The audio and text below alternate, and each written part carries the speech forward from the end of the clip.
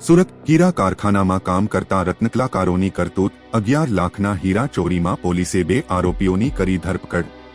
સુરતના કાપોદ્રા વિસ્તારમાં એક હીરાના કારખાનામાં ₹11 લાખના હીરાની ચોરી થઈ હતી, જે ઘટનાનો ભેદ ઉકેલવામાં પોલીસને સફળતા પ્રાપ્ત થઈ છે। હીરાના કારખાનામાં કામ કરતા રત્નકલાકારોએ જ ચોરીને અંજામ આપ્યો હતો, જે અંગેની માહિતી મળ્યા બાદ પોલીસે એક આરોપીને ચંબલથી તો બીજાને રાજસ્થાનથી ઝડપી પાડ્યા હતા અને પોલીસ પૂછપરછમાં આરોપીઓએ જણાવ્યું હતું કે હીરા કારખાનામાં કામ કરતી વખતે તિજોરીનો નંબર જાણી ચાવીની ચોરી કરી હીરા ચોરીને અંજામ આપ્યો હતો। પોલીસે હાલ 2 આરોપીઓની ધરપકડ સાથે ₹6 લાખથી વધુના હીરા અને 2 મોબાઈલ ફોન કબજે કર્યા છે અને વધુ તપાસ શરૂ કરી છે।